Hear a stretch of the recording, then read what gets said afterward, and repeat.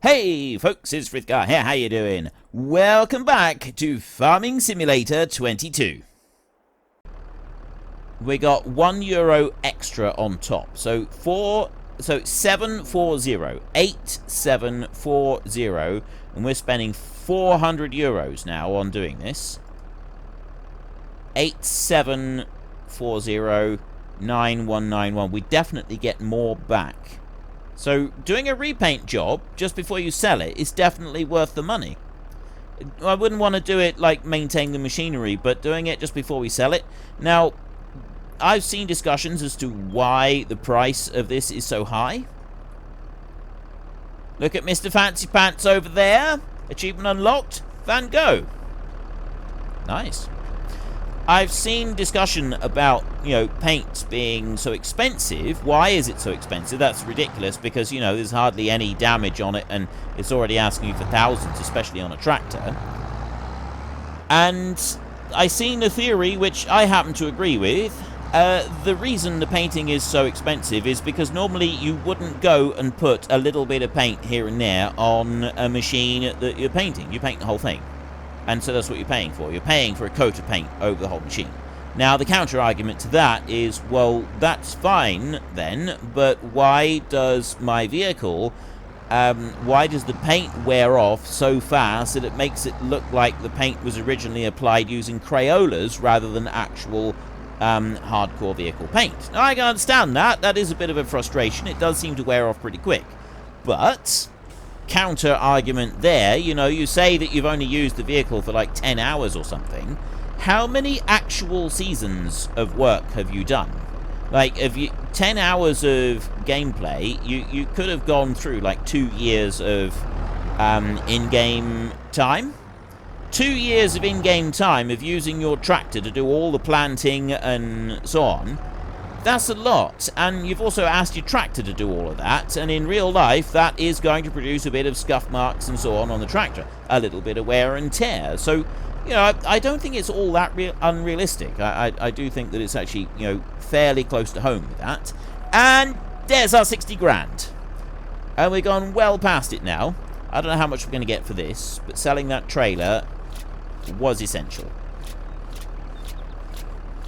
We would not have been able to do this without selling the trailer.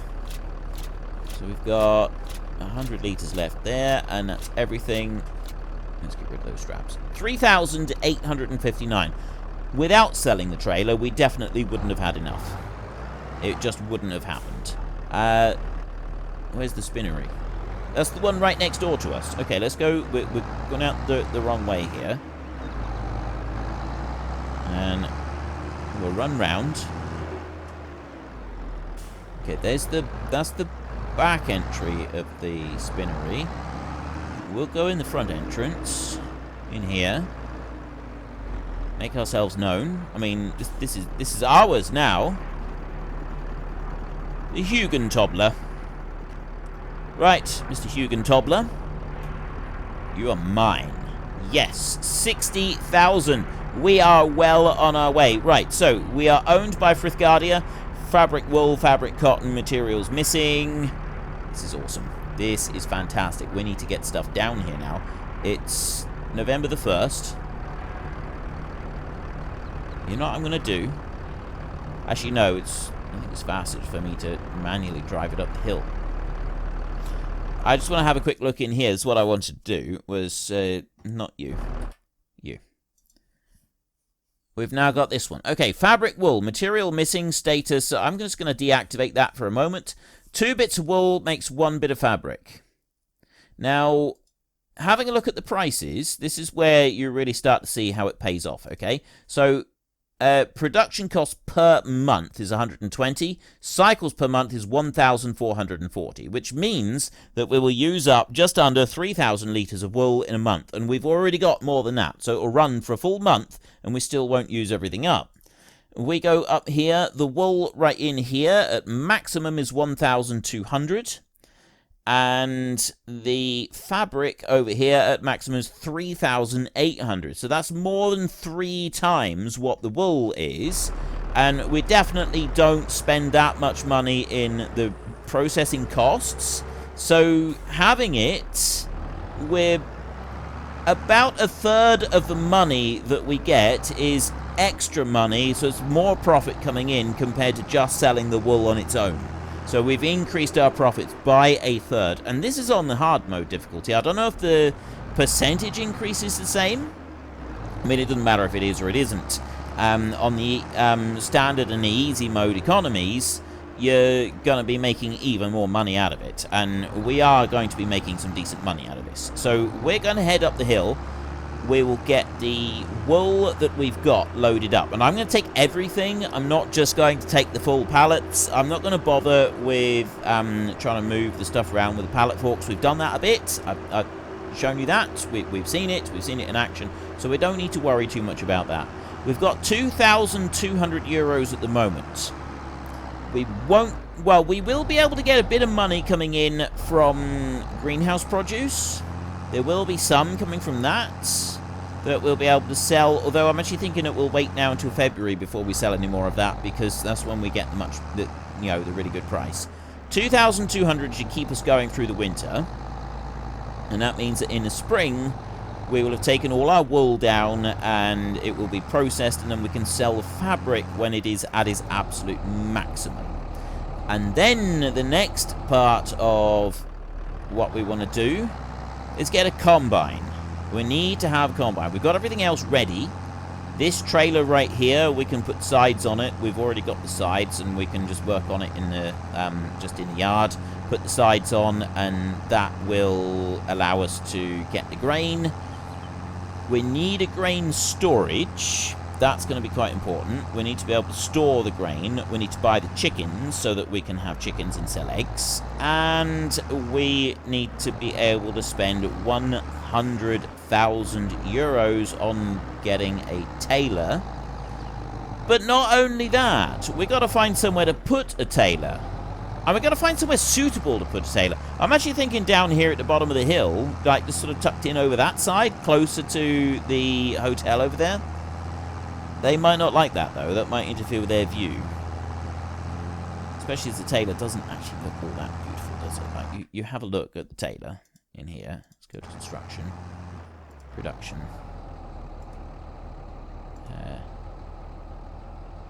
I suppose it's not that bad. It doesn't look very beautiful, though, does it? Like, it's not the prettiest of structures. So, yeah, I'm not sure if we want to be callous enough to dump that down next to the big fancy hotel over there. Because, quite frankly, that's also right on the hill, overlooking the whole town. It's going to spoil the aesthetic of the town. So, we probably don't want to do that. Which means that we're going to want to build our... We've also got our little hobo hut there, and I was hoping to improve that with a slightly better. But I'm quite happy with the hobo hut at the moment.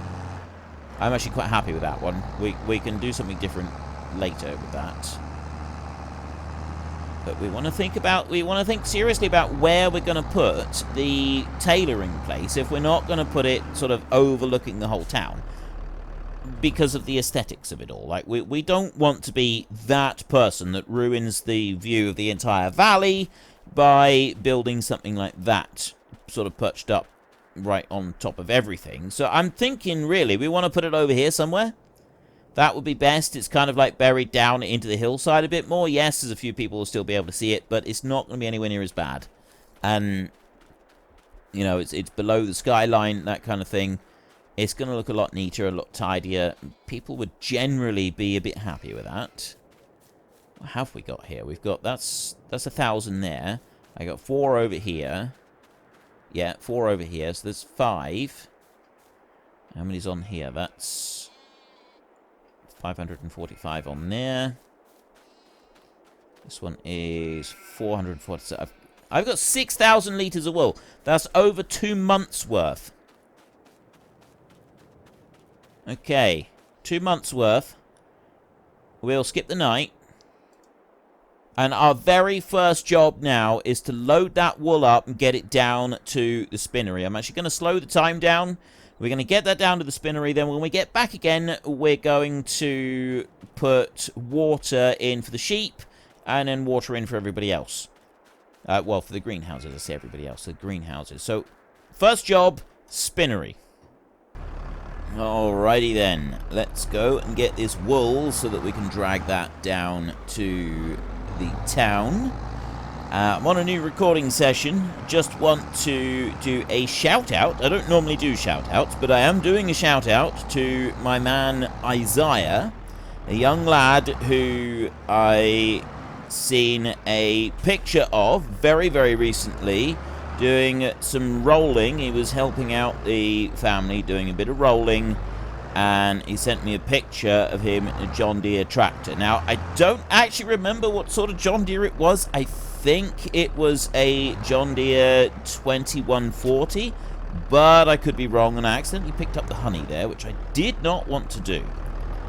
That was not part of this master plan. We've only got 31 litres of it. It's not very much. So what we'll attempt to do is return the honey after we have taken the... actually, we might just sell it. It's only 31 litres. It's probably not going to get a very good price at this time of year, but still.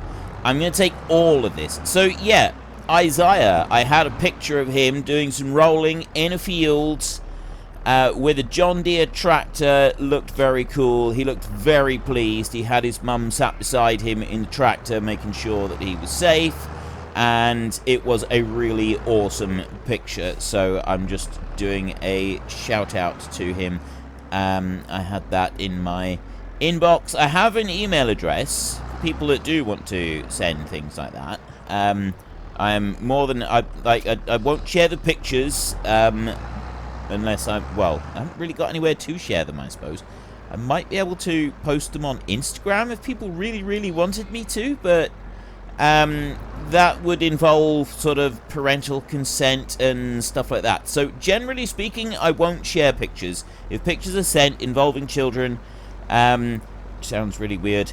If pictures are sent of, you know, any farm tasks or anything like that that have any children in them whatsoever, then I think it's probably better if I just say that I won't share them anywhere. So I'm not going to sort of post them on Discord or anything like that, even if I'm asked to.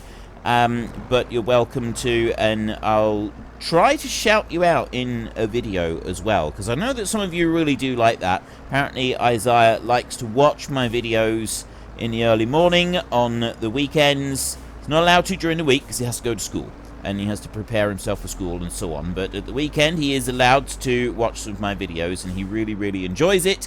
And he was busy doing some rolling, so I have a picture of him that I've now of him doing the rolling in one of their fields, I'm assuming. It must be one of their fields. Anyway, yeah, really, really cool picture. I like that. And it really bugs me that I can't remember the exact model of the John Deere, but it's a very cool-looking John Deere. It wasn't a 2650. I know it wasn't a 2650 because I thought that it was to start with, because it was an old John Deere with a rounded cab on the front. And you know what I'm like with the John Deere with the rounded cab. The old John Deere 2650 is one of the first tractors I ever learned to drive, and this one, it wasn't a 2650, it was something very similar, but it wasn't actually a 2650, and I can't for the life of me remember what it was now, so that's just going to really bug me for quite some time until I go and look at the picture again. But anyway, thank you very much, Isaiah. That was really awesome seeing you doing that rolling. We are transporting this wool to the spinnery, and then we're going to set it going making fabric. I mean, it should just do it automatically, I think. I think it's already set to start doing that. Don't need to stop and get fuel. It's not something that we need to concern ourselves with, which is fortunate. I also don't think there's anything that we need to collect while we're here. I was wondering if there was any machinery that we might need to collect. The only thing was possibly we would want to go and get some, get like a rake or something, but we don't need to. There is no rake that we need to worry about. Right. Oh, I see. The big box is not actually fully taking everything. But we'll go over here. Go a bit closer. There we go. Right, wool. 2 bits of wool make 1 bit of fabric, and it is a profitable enterprise. So that one right there, I'm going to deactivate the cotton one, 5 cotton into 3 fabric. And we're just going to... Oh, wait, what? Oh. Running. Okay. You put the whole thing running. I thought that you... Oh, yeah, I do. So that one's running. The fabric wool is running. The cotton one is now inactive, which is what it's supposed to be. So that one's running there.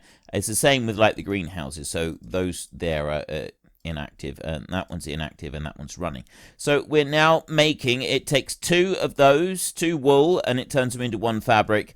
And we have 1,440 cycles in a month, which means that we will use up 2,880 wool per month, which means just under 3,000. So we've got 2 full months worth of wool in here, and then a little bit more besides, which is going to take us to the end of January and on into the beginning of February, by which point we will have more wool here, or more wool on the farm, which we will want to be bringing down. So we can keep this one running continuously without letting up.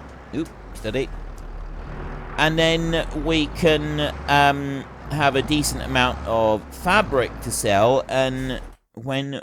I can't remember when the best time for it was. That's April. So we want another couple months worth of fabric, really. If we can, we want to try and get another couple months worth of fabric. Now... Next on the list is the supermarket. It's actually back there, isn't it? I'll take the honey back, and we will put it into... We'll just...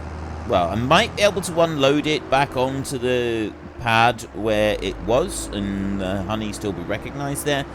I'm not sure. We'll have to wait and see on that one. And then we want to put some water around to everything. Once we've done that, the next task will be to simply while away the time and get through winter as quickly as possible. It does take a little while to get through the months, but I don't regret my choice for having 2 days per month. Like, we're on the 2nd day of November right now, and it does seem to be the right choice for having the 2 days per month. I was wondering whether it was going to be a bit too much, but generally speaking, it doesn't seem to be. It seems to actually work out alright. I know some people do actually play on more days per month than that, like 3 or 4 days. There are some crazy people that play on like 30 days a month, and no, I'm definitely not doing that. But I do think that 2 days a month is a fairly good balance. Maybe 3 if you like running a really big place on a, like, especially on a 4 times map. 3 or 4 days a month probably wouldn't be too far out of the way. That would make a lot of sense. But for what we're doing here, that would be too many. Now, I'm almost certainly not going to be doing a series, certainly not a Let's Play series on a 4 times map, at least not trying to run one properly. Maybe on a mess around series, might do it. I will consider going back to a 4 times map on the time-lapse. I did it once on the Rattlesnake Valley, and it ended up sort of, it got very, very bulky. Few people did like it, but a lot of people didn't particularly like it because it was just so sort of almost overwhelming, really, with everything that was going on. And a 4 times map, I guess it could work, but you'd kind of... I might need to put a bit more thought into it and how I would plan it out. But, I mean, I suppose if you don't try... I think my mistake was I was trying to take over the entire map on the Rattlesnake Valley series, and so, to my mind, it didn't work out quite so well as it could have done. I mean, we did also have it cut short, unfortunately, but I was sort of the frame of mind that I was taking over the entire map like I'd just done with Goldcrest Valley. And that, I think, was a mistake. I think with a 4 times map, really, the joy of it is the long distances for maybe hauling goods to go and sell, but then the like working a farm just in one area. So you've got a larger area of map, and you do have some options available for if you're going to try and like upgrade machinery and go to a much bigger scale of things. But at the same time, you're not bound to go and do that. You're not forced, you're not tied into that. Ooh, here comes the rain. And you've got more options open to you. He does struggle on his hill, but this is most of the reason he struggles on his hill is because of the gears. We've got automatic gears instead of me doing it manually, and I'm stubborn about this. I don't want to do manual gears. I don't want to be messing around with it. I'd rather just do it like this. I've never actually tried getting my steering wheel. I've got a gear stick on it, but I've never actually tried sort of fastening it in and connecting it and seeing if I could make it work with the game. I'm not even sure that the gear stick bit works. Maybe I should. Maybe I should have a play around with that sometime. I'm not going to do it now. Definitely not going to try and do that now. What I am going to try and do is I'm going to drive up here and I'm going to see if I can drop that pallet onto the I don't think it's going to go onto the honey collector, because that's a single. This is just a single thing right there. I don't think that's going to work. I'm going to go there and I'll take the strap off like that, and then I'll do that. Might work, it might not. We've got on there at the moment 31 litres of honey. 31 and 104 kilos. Not sure if it's going to do anything else for us. Let's spin down around here. I've got produce at the greenhouse, but not a lot, so I'm going to leave that where it is for now. I'm not going to worry about it. I'm going to bring this one in around here and park it up again, and then I'm going to get the... Let's try not to slide around too much, shall we? I'm going to get the water tanker. Oh, it's up there. I wondered where I'd put it. Get the water tanker and load up some water. We got 1,999 euros in the kitty at the moment. So I'm going to go a bit faster with the time ticking by. Actually, I want to go quite a bit faster because we have got a little bit of income that comes in. And I want to see what happens with that. 59, 2007 now. So the factory cost. How much is that factory cost? 120 euros per month. We've got 61 litres of fabric done so far. We've got 5,000 litres of water in here.